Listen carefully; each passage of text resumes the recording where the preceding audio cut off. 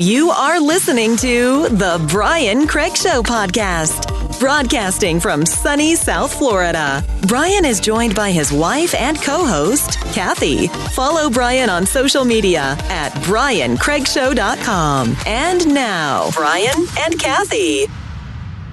Welcome to the program, everyone. I'm Brian Craig, always joined by my wife and co-host Kathy. Thanks, everyone, for tuning in. And man, do we have a bombshell of a story today. Now, I saw this story early on this morning, and I didn't talk about it on the morning show because I wanted to see it reported elsewhere first, because this story is so shocking that I didn't want to start talking about it until I had some other confirmations that it was true, and it's being reported in multiple sources. And where I'm sharing it from you, where I'm sharing it to you from, is Mediaite. Now, Mediaite is liberal, and this story involves the treatment of Kamala Harris by Joe Biden, okay? And the reason I'm sharing this from Mediaite, a liberal source, is because this is a liberal source reporting about very troubling behavior by Joe Biden towards Kamala Harris. And I think it's best to share it from a liberal source, because leftists that are listening to the program, they'll say, oh, that's Fox News, that's Gateway Pundit, that's, Bongino's website. So, and this is something that you guys out there should learn from. Not that I'm a teacher or anything, but when you have information that exposes Democrats, it's always best to share it from liberal sources if they're available, because it forces Democrats to have to deal with it. They want to discount the story and not deal with it and avoid it by saying, well, that's Breitbart. Is this the same book that, because I want to read this book, it sounds good. Is this the same book that talks about Jill Biden not liking Kamala and being all upset about? Well, this is worse, yes. But is this the same publication, the same book? This is that book by the New York Times writers that talked about that, exposed Kevin McCarthy's conversation with Liz Cheney. Sounds like a very good and honest book. About removing President Trump. So this book is just filled with huge stories. Listen to this.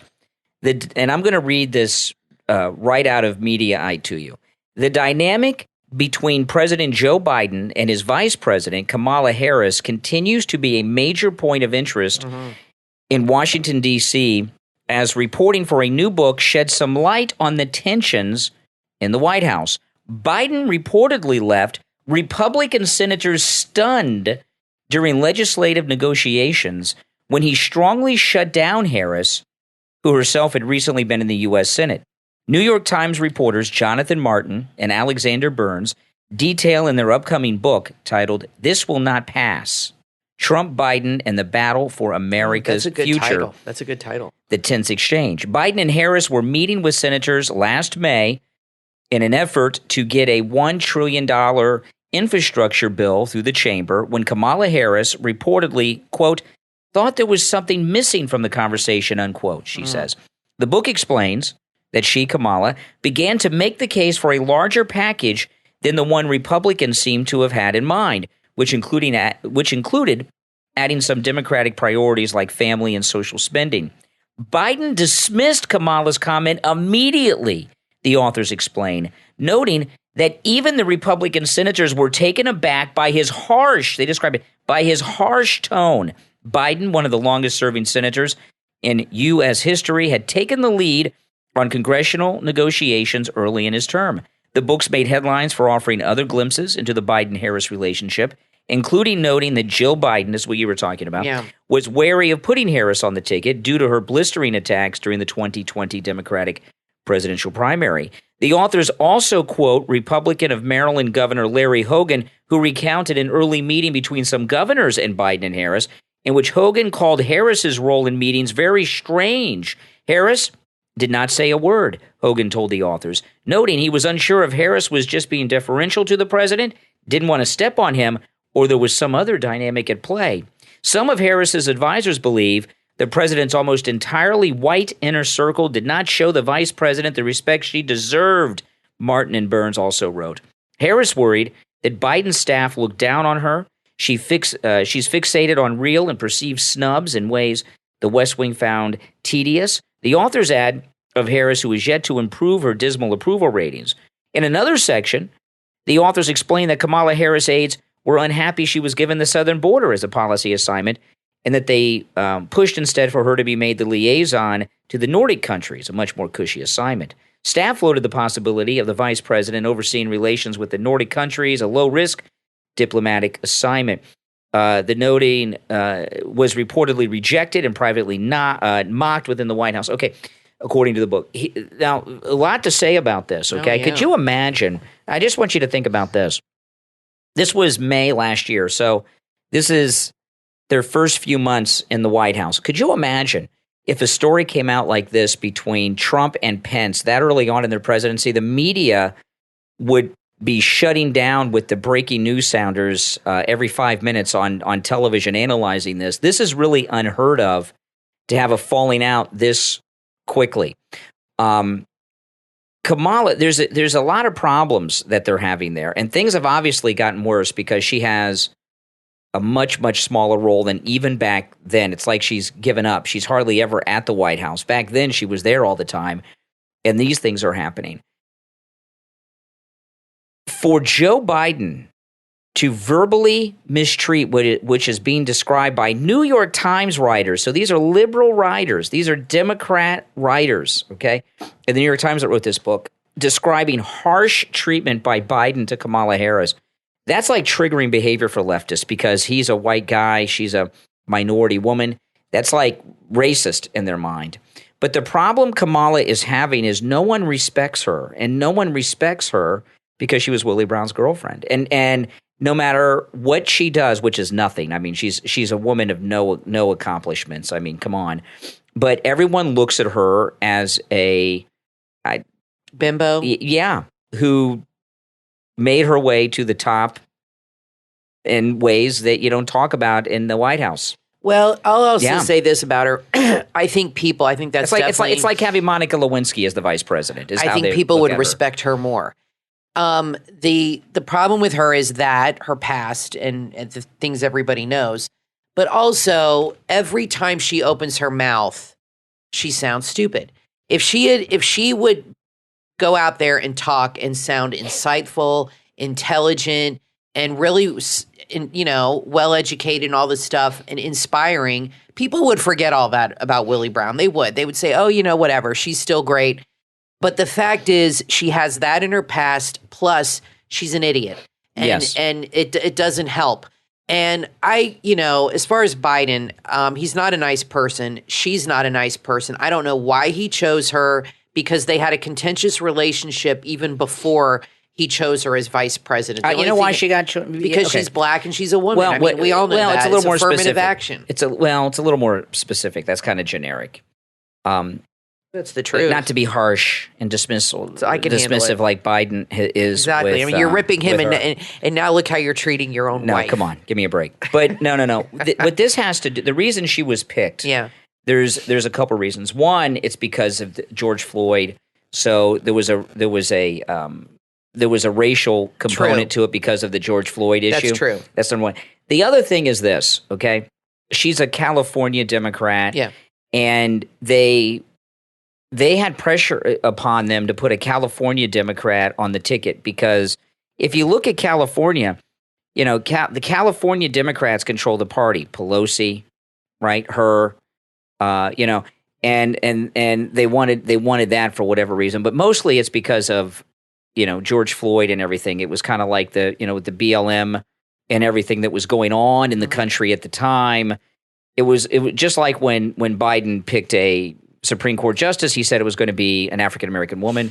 Right. So they decided this was going to be an African-American female to be the vice president. Right. And there are not a lot of African-American women that are in those positions that you would like in the Senate. Well, I think Biden wanted to get credit for bringing on a woman and a black woman at that. It's casting, and I think he wanted to make him – he didn't do it for her. No. He did it for himself to make himself look like a hero.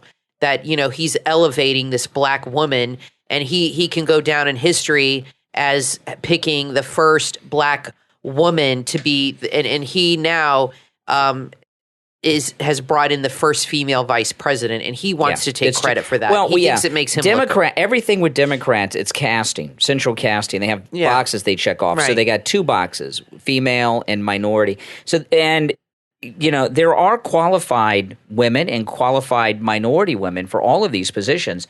She's just not one of them. And she doesn't have the respect of anyone because the way she came up by being Willie Brown's girlfriend.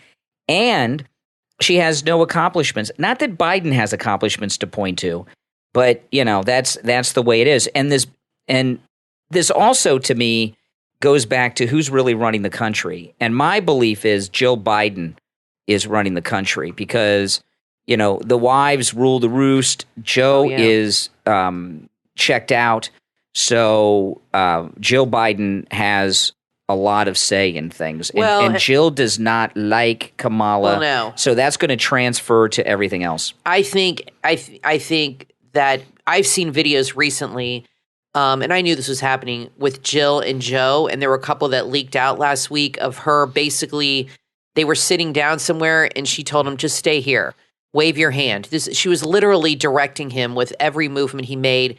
Okay, wave now. Okay, just sit still. Get up now. She is Jill talking to Joe.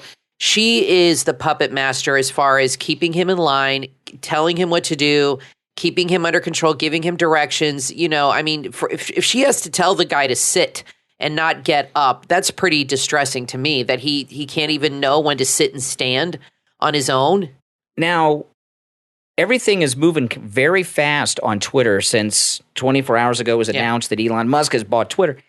And I noticed when we were actually doing the podcast yesterday, we were live here with the podcast when the announcement came through. And I've talked to other people who have noticed this too. Yeah. Including a friend of mine in the UK Neil saw the same thing happen in his circle in Europe. Immediately when the announcement came out that Elon Musk had bought Twitter got a lot more active with conservatives, with MAGA. And what I believe, and a lot of people believe this, is we know that they've made some changes real quick, right? They locked out the source code so that the snowflake IT people couldn't destroy it, which I don't think it's possible to lock these people out because they're the top technical people ever. They're all MIT grads and all this stuff. Who knows what they're up to? You can't lock them out. They can get into. They wrote the thing. They can get it. But anyway, see what happens. This increase in traffic, it seems to a lot of people, and I'm one of these a lot of people, and you guys can let us know if you agree or disagree with this, that since the announcement came out, instantly this huge flow of traffic from conservatives, it's like they flipped a switch at Twitter to slow down the throttling down and shadow banning of conservative MAGA content. Yeah, it seems that a lot of people have been saying that their Twitter accounts are getting a lot more interaction than they were getting the minute before. Yeah. And it's like the old days. So it's like they were throttling everybody down and everything, and they flipped a switch to end some of that. And I've even noticed a lot more interaction. Now, of course, the snowflakes, the liberals, the Democrats are having meltdowns over Elon Musk buying Twitter. And I just play this. This is from The View. This is Sunny on The View today. This is her talking about it. Listen. In fact, on Twitter, it is predominantly straight white men. So when Elon Musk says, wow, this is about free speech, it seems to me that it's about free speech of straight white men. And so let them have it. Let them just go at it. I enjoy the block button on Twitter. I think it has a real outsized influence in our world because politicians and celebrities are on. Okay, so that's The View. Okay, now nobody cares about Sunny and her Twitter account. I don't even know where this woman came from or who she is. Yeah, she's on The View. Well, other than that, before that, I don't know. But here's the thing. Here's the thing about all of this. We were talking about the Twitter mob yesterday. The left have been one big gang, one big mob, That's right. And they've had this platform where they have been bullying conservatives for years. It's gotten a lot worse since the Capitol breach, right? After they banned Trump, they went into high gear. Right. But they have been steamrolling over conservative thought. And this is the thing with this. liberals have always been this way with whatever platforms there were before the internet, when it was just TV and newspapers.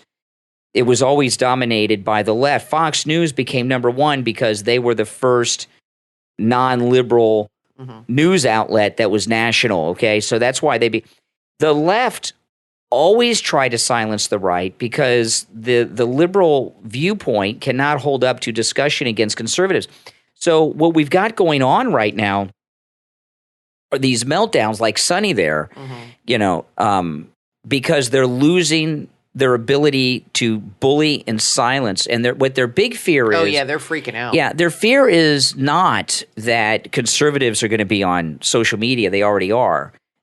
What their fear is that the left are going to be forced to debate and support their thoughts and their ideas against conservatives. And that's something that they're terrified of, because they cannot do it.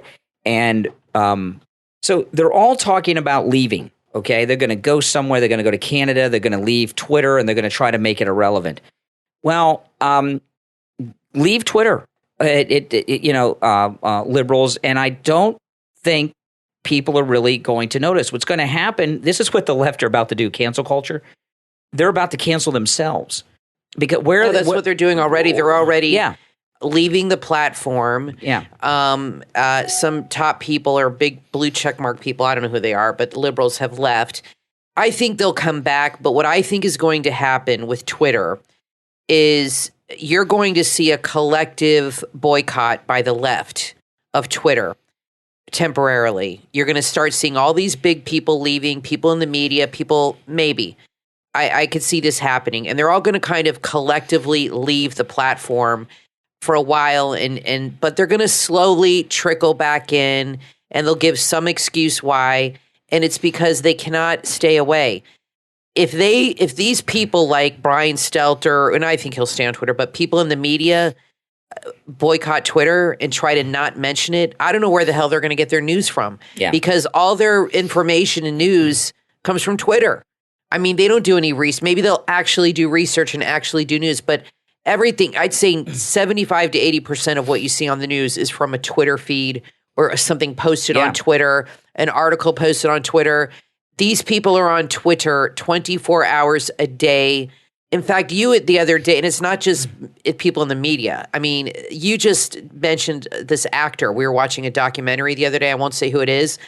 And you mentioned this guy on Twitter, and he responded within 5 minutes. I'll tell people. Tell people the story. Corin Nimick, who you guys may not know Corin Nimick, but he was on a show when we were younger called Parker Lewis Can't Lose. Yeah, he's a very good actor. And he's on a true crime documentary on Hulu. He was in the Ben Shapiro movie Run, Hide, Fight. Yeah, he's a very good actor. Yeah, and I did a tweet and I tagged him right back. Well, and there's another thing these here. These people live in the media, these celebrities in media, they live for Twitter. They're on it all the time. Here is a big thing with the blue checkmark people, right? The celebrities, the media, and the politicians. Elon Musk, this is a fear that they don't talk about because they don't want you to know this, okay? Elon Musk, one of his priorities, he's got a lot of priorities with Twitter, but one of his priorities is to rid Twitter of the bots. And these blue checkmark people that have hundreds of thousands and sometimes a million and a half followers, a huge percentage of them, in many instances, the vast majority of them are fake bot followers to pump up their number.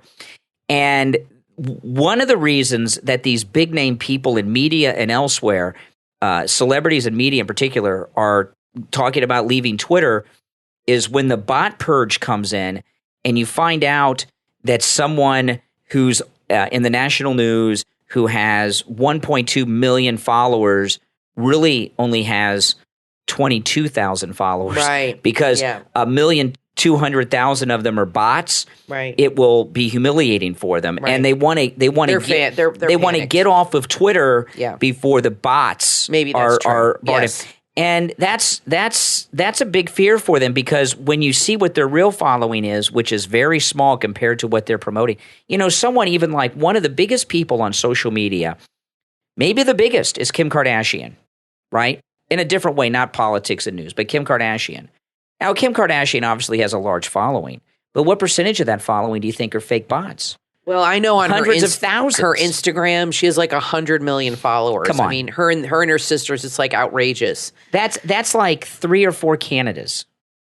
You know what I mean? There's only like 35 million people I'm sure in Canada. A lot of these top people have a lot of fake followers. That's right. There's companies that actually will buy them, that they can buy followers. That's right. They can buy retweets. They can buy. There's companies interactions that you can and do everything. that. They cost a lot of money. You can buy interactions. You can buy that. Yeah. So is he going to eliminate? Yes, that's one of his people goals. from doing that. Yes, that's one of his goals. And Well, you know what? Elon Musk that'll mess a lot of is people up. so honest. You know, a lot of his followers are maybe fake bots, and he doesn't know it, and they'll be gone too. But so these people that want you to think they're influential, celebrities and media people, a huge percentage, the majority of their people, they know are fake bots. And when the bot purge comes, the bot apocalypse or whatever it'll be called, that'll be the trending hashtag, bot apocalypse. It'll make them look like what they are, insignificant little people that really have no influence at all.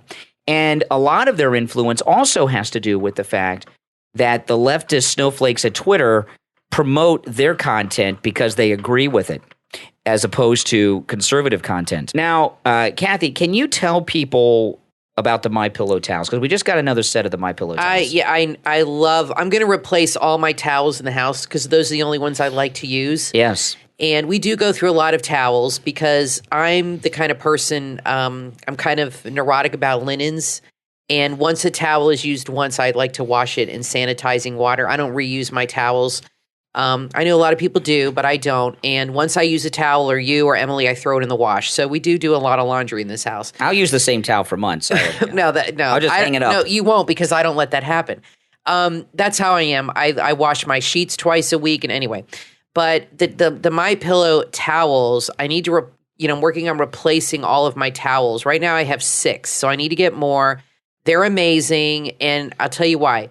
They're bigger than your average bath towel. I would say a third bigger. They're softer. They're more plush. And you know when you wash towels after a while, they get hard. They lose their softness. The fluffiness. And the fluffiness. We've had some of these towels for like 6 months, and I wash towels all the time, believe me, in hot sanitizing water.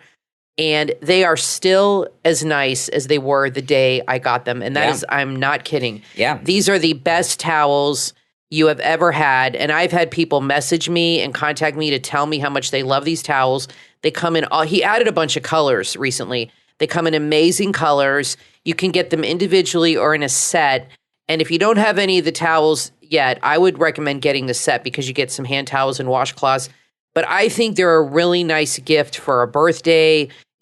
For Mother's Day, if you know somebody that's having a bridal shower. Or just yourself. This is a kind of towel. They're so soft that you would have no problem drying off a baby. Honest to God. Because, you bathe your baby. And when Emily was little, babies have super soft, fragile skin.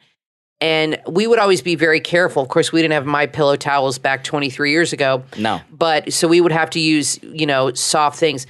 These are that nice. But they're not the softness where they don't absorb. They absorb the water, and you don't have to go back and forth on your back over and over again. One swipe and boom, you're dry. Seriously. Everything Mike Lindell makes is of high quality, and no matter how many times you wash them, like we've done, and dried them, they look brand new like the day they arrived. And there's an incredible special going on right now. The 6-piece MyPillow towel set, normally $79.98. With our promo code at checkout, Kane, Kane, at mypillow.com, just $39.99. So go to mypillow.com. Now, again, there's many other specials there. You can take advantage of them all with our promo code. But go to mypillow.com, use the promo code Kane at checkout, Kane, and get this incredible deal on the MyPillow 6-piece towel set, normally $79.98.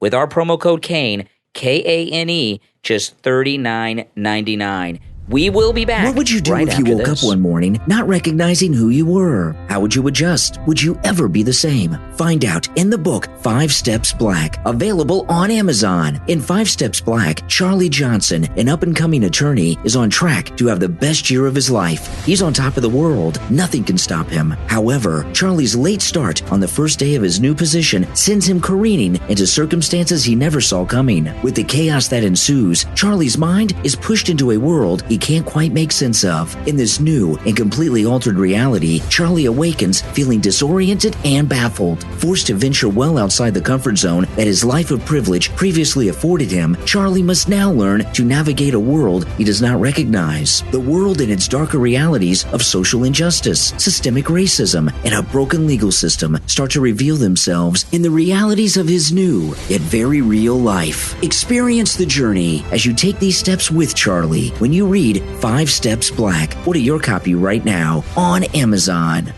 Do you love to garden? How would you like to make your garden truly special and amazing? There's an Etsy shop you will love. It's called Nina Seeds. It's all one word on Etsy.com. Nina Seeds is a boutique that specializes in the sale of seeds for the garden, vegetable garden, fruit trees, forest trees, bonsai trees, and some accessories to make your seedlings. You will find seeds from all over the world, such as eucalyptus, citrus, aloe, tomato, banana, pepper, papaya, watermelon, trees, and many more. So how does your garden grow? With Nina Seeds, it will be more lush than it has ever been. Go right now to Etsy.com and search Nina Seeds. That's all one word. Nina Seeds on Etsy.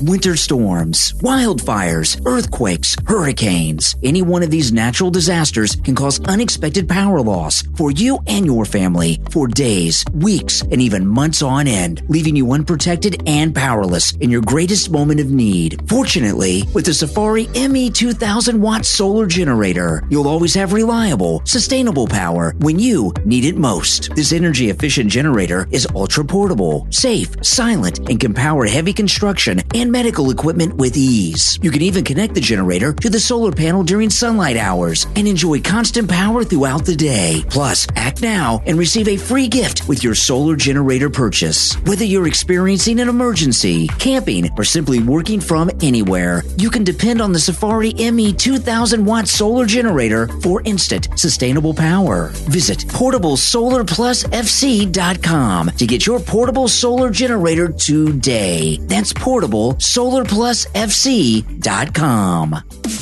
You are listening to the Brian Craig Show podcast, broadcasting from sunny South Florida. Brian is joined by his wife and co-host, Kathy. Follow Brian on social media at BrianCraigShow.com. And now, Brian and Kathy. Welcome back, everyone. I'm Brian Craig, always joined by my wife and co-host Kathy. Make sure that you follow and subscribe on whatever platform you are listening to us on.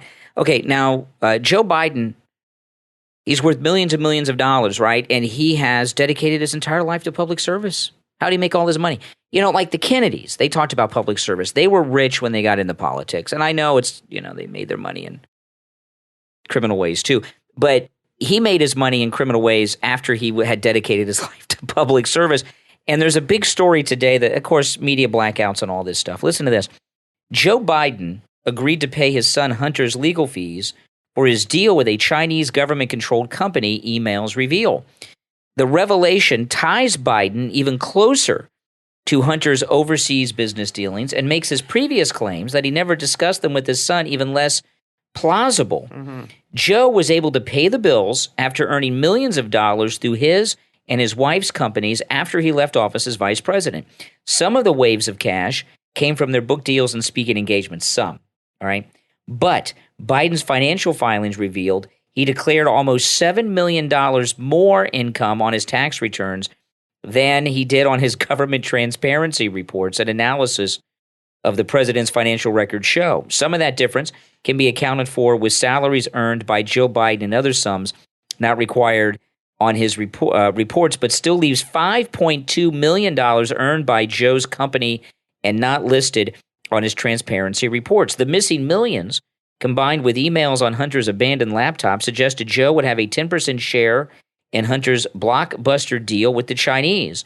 And, of course, raises the question, did Joe Biden receive money from the foreign venture with China? And, of course, we all know what the answer to that is.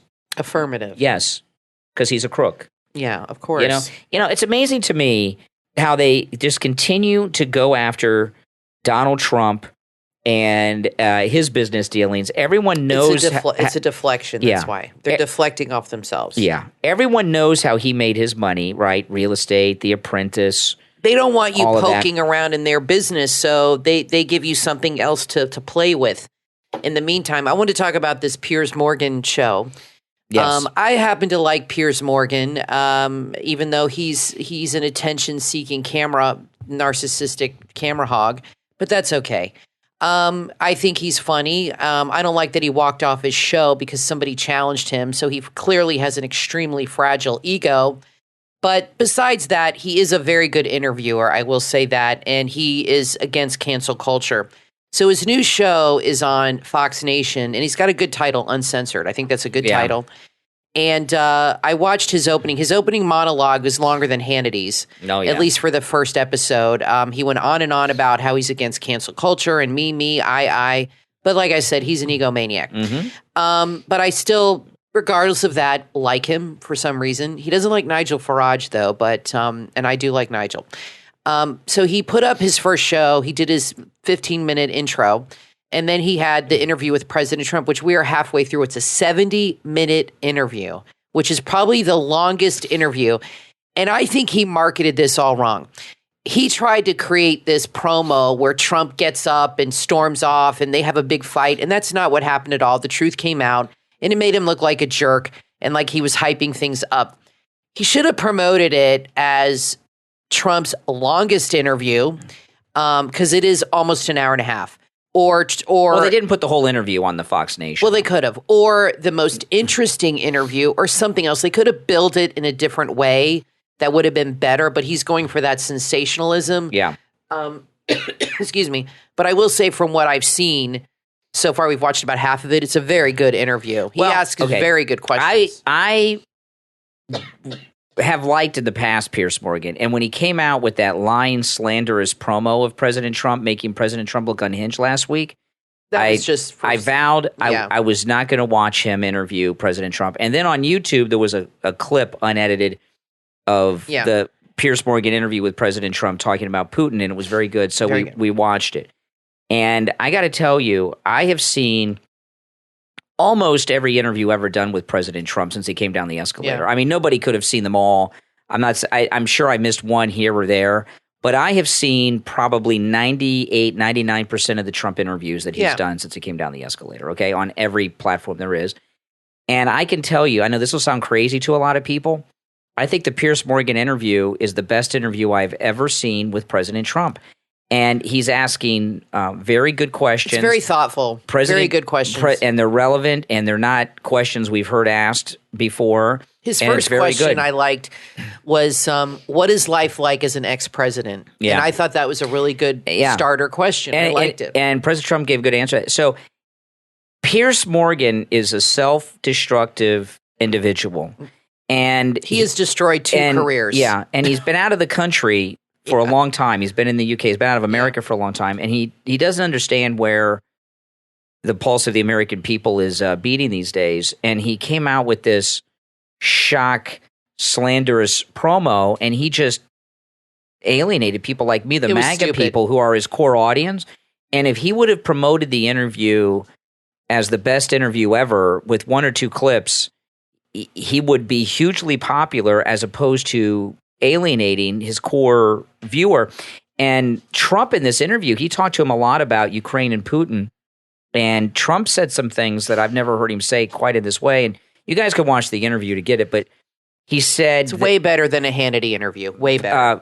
Piers Morgan asked President Trump, because Putin's wanted Ukraine for a long time. He says, did you threaten Putin if he did anything in Ukraine?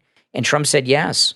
He said, yes, I threatened him. And he said, Biden's running, well, we can't do anything because Putin has nuclear weapons. He said, this is what Trump said. He said, one thing about this war is we're finding that the Russian military is not as competent as we thought. And he said... And Putin's of ill health. And he said, what I would tell him is our weapons work and we have more and better nuclear weapons than you have. And then Trump said something. And it's so interesting because I've never heard Trump in an interview like this since he's left the White House. So, and these are the types of interviews he was doing before he was president, when he was running, detailed about things.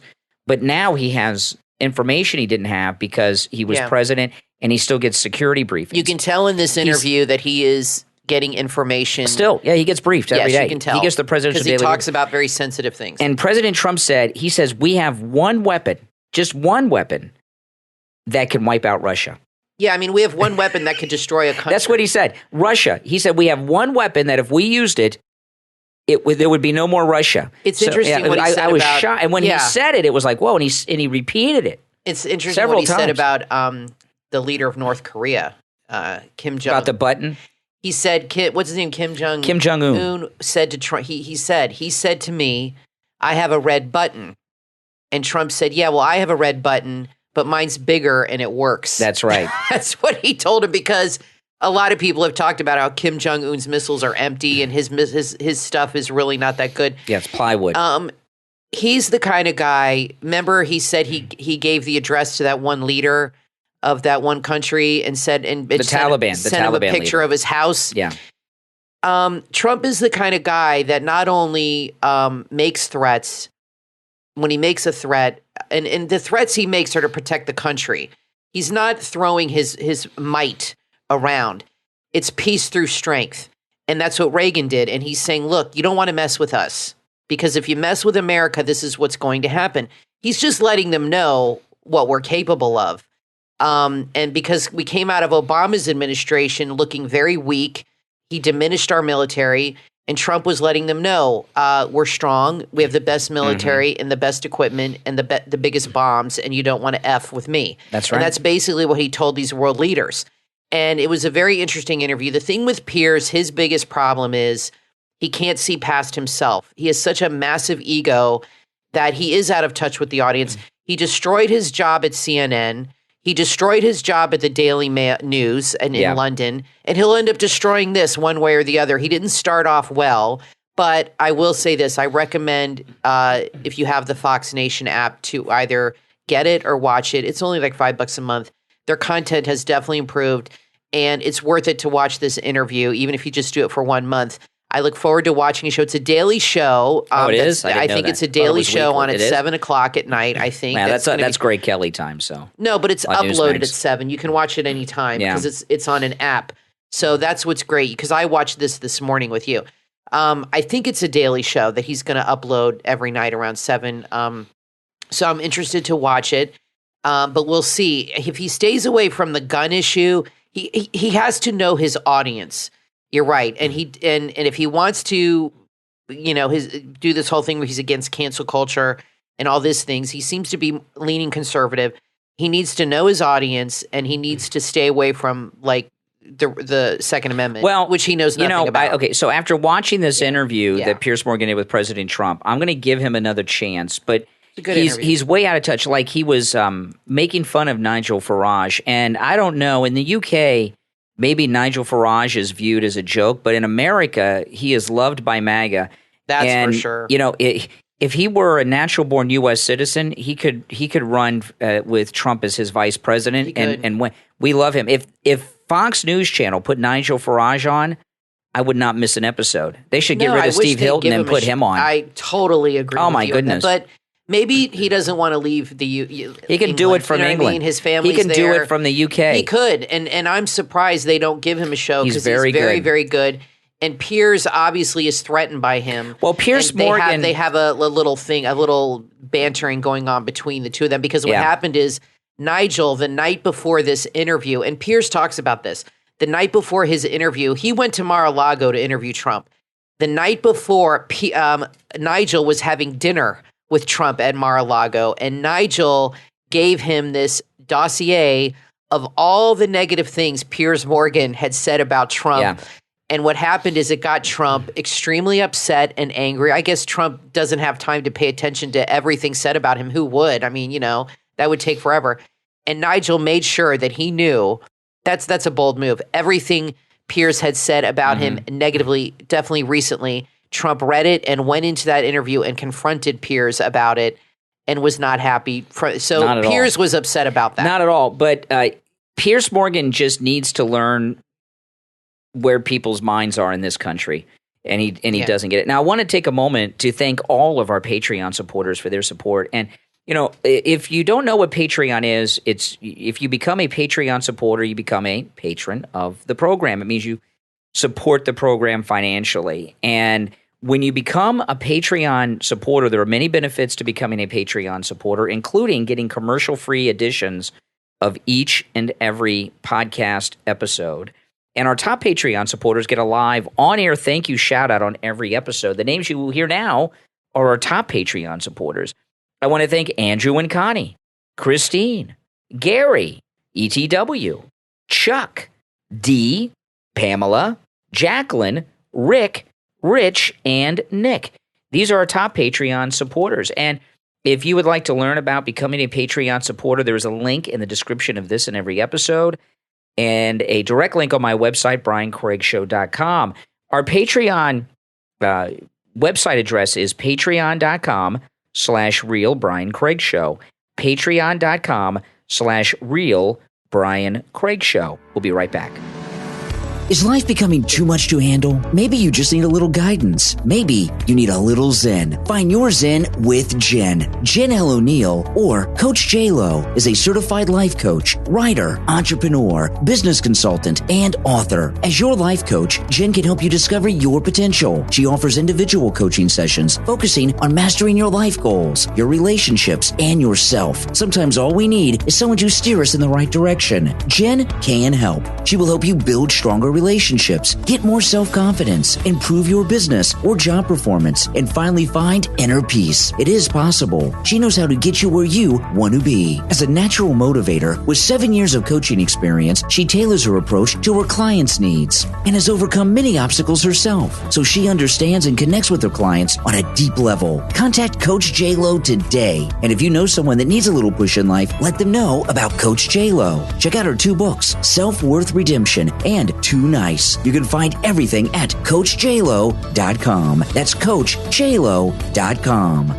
Have you thought about investing in the stock market but didn't know where to start? Have you asked yourself, which stock should I buy? How do I know when to buy, when to sell? The book, The Stock Market Decoded, available on Amazon and Kindle Unlimited, will answer those questions and teach you to read stock trends, understand bear and bull markets. You will learn the different metrics. You will learn to diversify your stocks and much, much more. The Stock Market Decoded is filled with tons of up-to-date visual financial content to guide you in your trading journey and includes online access to weekly content, as well as additional in-depth materials and articles. It's for all ages, for those interested in getting started in investing, and requires you to have no previous knowledge of finance. What are you waiting for? Begin your stock market journey right now and order your copy of The Stock Market Decoded, available on Amazon and Kindle Unlimited.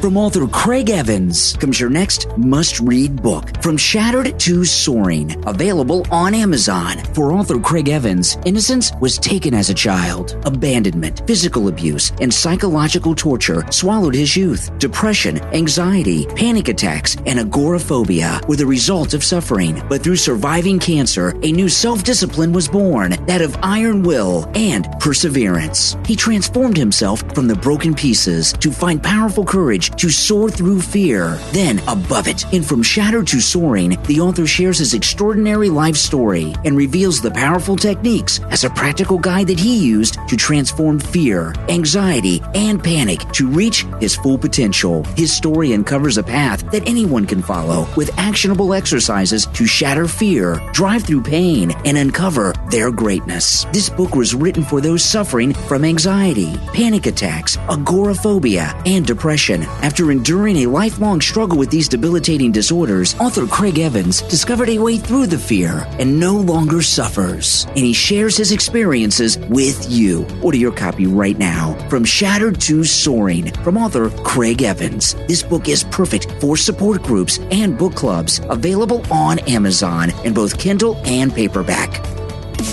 You are listening to the Brian Craig Show podcast.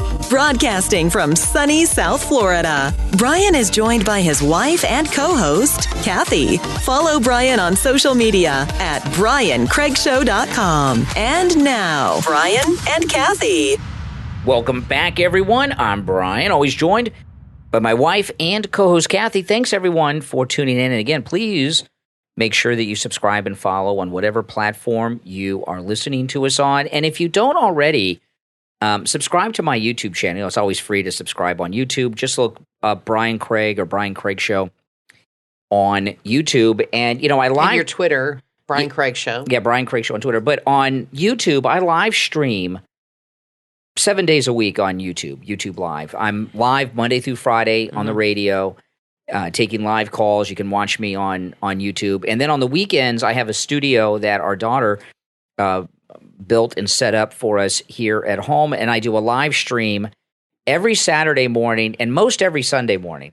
And it's a different type of live stream than I do during the week. And if you go and look at my weekend stream this past weekend, when you're listening to the show, you'll see what I mean. It's a little more intimate, and it's a completely different type of show going over the news and the issues than I do during the week and even on the podcast here. So just look up Brian Craig or Brian Craig Show on YouTube and subscribe to my channel. And also on my weekend live streams from my home studio, I do take live calls on my weekend live stream as well. And it's a little more relaxed and detailed than when I'm on the radio. When I'm on the radio during the week, it's live morning drive, okay? So things are a lot faster, a lot quicker, and it's just the way it is because you got to be that way in morning drive radio. But on my weekend live streams, I take calls, and it's much more detailed, getting into the issues, and a little more, I guess, intimate. Is that a word? I don't know if that's a word. But, it's a little more one-on-one. I'd say personal. A little more personal, yes. Yeah, intimate might be a little too intimate. But, yeah, that sounds a little sketchy. More like personal. Okay, so in the last segment, we were talking about Biden and this new revelation about the business dealings with Hunter. And apparently one of the White House press corps was listening to the program and decided to ask Jen Psaki about what we were talking about at the beginning of the last segment. So let's play this. This was just a moment ago, Jen Psaki being asked a question by a White House reporter. On the Hunter Biden reporting that we've seen come out, does the president still maintain that he never spoke with his son about his business dealings? And given this reporting on Eric Schwerin, does he also say that he has never spoken to his son's business partners about his son's business dealings? He maintains his same statements that he's made in the past. I would say, I know you're referring to Waves records that were released more than 10 years ago. I really don't have more detail or information on them. I'd note that there was a gap when Waves records were not released, but I don't have more information about visits from more than 10 years ago. Good. Oh, how convenient. Oh, okay. She is the biggest damn liar. I've just never seen anybody lie so much. I thought she had taken a job with MSNBC. What is she still doing at the White House? I remember when Kayleigh McEnany took that job, and I remember one of the first questions she was asked. It was so insulting, and one of the reporters said, "Do you promise to never lie to us?" Yeah, I remember that. Can you believe? I tell you, she should have told them to go piss right off. I was so mad at that. This woman lies to the American people every freaking day. I mean, she is the biggest gaslighter, liar, and they know it. They know she is lying about this stuff. But, they let her get away with it. They don't care. I honestly don't think she will do well at MSNBC. She is not likable. She just has a sour puss. She doesn't seem like a nice person. I can't believe somebody had children with this remember, woman. it was reported 2 weeks ago that Chuck Todd and others from NBC News went to the executives in protest after the announcement came that they were hiring Jen Psaki. So what do you think that's about? Do you think it's jealousy or is she too connected? Are they jealous? She's very connected to Obama. You know what I think it is? I think she's been at the White House for basically her whole adult life, right? Yeah, she has. Because she was there with Obama. She's just been nasty and consumed with power and dismissive to people, and they don't like her. Because she's been snippy with them over the years. They don't want to work with her. Yeah. Because she's just nasty. Yeah, I think arrogant. So. Well, nobody likes her. Nobody likes Kamala. The thing with Kamala we were talking about earlier with her and Joe Biden treating her bad. I'm not defending his behavior, but it seems nobody likes Kamala. It seems everybody treats her badly. I think she just falls into the victim mentality all the time. And but he shouldn't be berating her in public in front of other colleagues. Biden, I agree. That's really not professional. I've seen him do it. It's really unprofessional. It was Kamala, disrespectful. Kamala and Biden went to an event. They went to like a homeless soup kitchen. It was either Thanksgiving or Christmas. It was around that time of year, and they're in the kitchen. and he walked right past Kamala, didn't look at her, looked away from her, brushed right by her. You could tell there was tension. He's not a nice man, and I've seen him treat many people rudely. I mean, I've seen whenever, just with ordinary citizens, they go up to him and confront him, and he starts screaming and yelling. And you know when he's lying is when he starts yelling. That's that's his tell. That's when you know he's lying. So it happens a lot. Now, we've got some big news involving Alec Baldwin. This is very big news. On this, he shot a woman dead and then shot the director, too. Listen to this. Santa Fe County Sheriff Adam Mendoza said today that charges could still be filed against Alec Baldwin. Oh, boy. This is the sheriff saying this. They should be. He was the one that handled the weapon, That's right. that fired the round that led to the fatality. Alec Baldwin has not yet been charged. Movie producers were fined by safety authorities, but the criminal investigation into the shooting remains ongoing. In new video released on Monday, Alec Baldwin calls his wife, Hilaria, from an interview room at the sheriff's office. He asked her to fly to New Mexico, but she says she doesn't think it's a great idea, and then the call ended. He then, Baldwin, told another person on the phone that he was trying to convince her to fly out. She never did. Wow. And the pair holed up in Vermont with their children after. Texts reveal how people warned the assistant director that Alec Baldwin and others were trying to make him the scapegoat. In other interviews, the prop gun person told cops she's the one who loads the guns and hands them to the actors.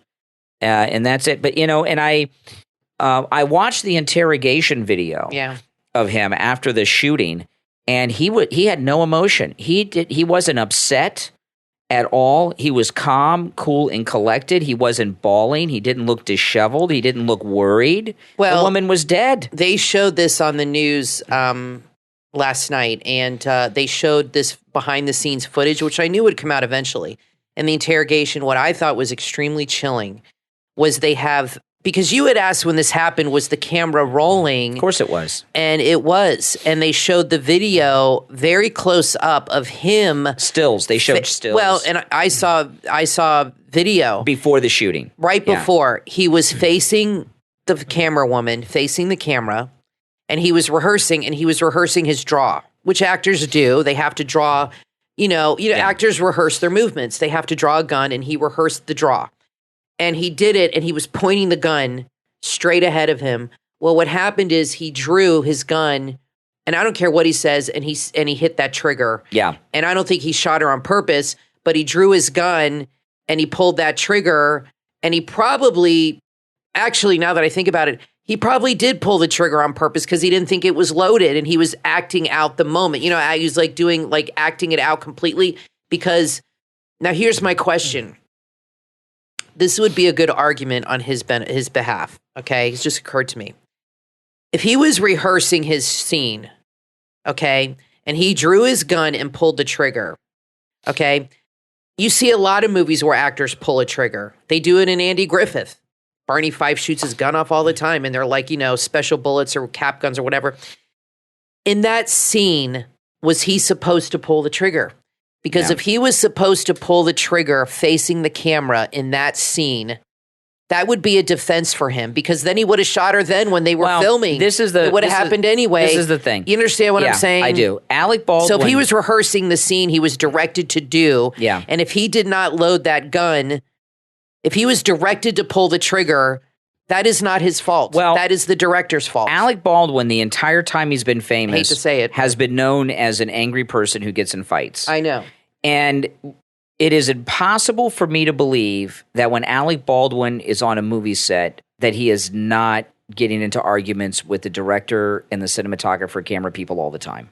He just seems to be that kind of guy, that kind of actor. Yeah, but do you see what I'm saying? I do. And if does that make sense? Yeah, sure. But the problem with this is he probably, obviously the prop person loads the gun and gives it to him. Right. Now, you give me a gun, I don't care what it is, I'm going to check it out before I'm using it. And there's responsibility on his part just based on... I agree with you on that. But, who knows how responsible he is actually for murdering a woman? We'll have to find out. But here's the problem. There's been really no due process. If a non-famous, non-rich person shot a woman dead like that, they would be arrested on the spot and hauled in. But he did not know he would be shooting her. He did not know there were bullets in the gun. And if the scene required for him to shoot his gun, because actors do shoot guns in movies, any Western, this was a Western. But if he was required to pull that trigger and shoot that gun towards the camera, he would have shot her during the filming anyway. And I'm just saying. Since they don't shoot on film anymore, the cameras are always running because it's all electronic recording. The cameras are always running, and there's multiple cameras with multiple angles because they're testing scenes and everything. And we've seen zero footage from the behind the scenes of this movie, not just this scene, but this movie leak out. And if there's footage of him arguing with the director and the cinematographer that he shot and killed, this is all relevant stuff. Yeah, this is all very relevant stuff. I'm not saying he's not responsible. He did shoot a woman. He has some responsibility, just a matter of how much. He does. If anything, for reckless, third-degree manslaughter, whatever. But he's not entirely to blame for this. If somebody loaded that gun, there's multiple people responsible. If somebody loaded that gun with a bullet, that's their fault. Actors do shoot guns on movie sets. And sometimes they shoot those guns directly at the camera if that's the angle they want to get. Because if they want it to look like he's shooting at the audience, but he's shooting at another person, but you're from the perspective of the person being shot at. Yeah. The actor would shoot into the camera. Exactly. That happens all the time. So if that was in the script and he was rehearsing that scene, if he was meant to shoot that gun in that building during the scene, he was just following. I hate to say following directions, but he was.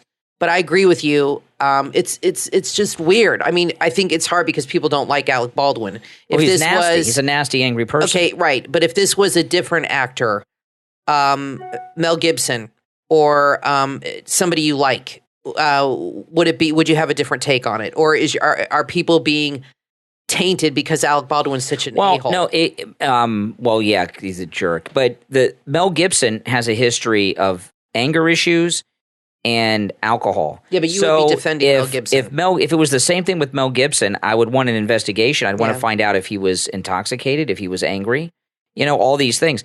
The fact that in October, Alec Baldwin shot 2 people, killing one of them, and he's been running around to Europe making movies. Yeah, he's been acting. He's been doing interviews. I agree with that. Running off to Starbucks all the time. I agree with that. And everything. That's absurd. There's got to be some type of open investigation. He shows no remorse. He shows no remorse.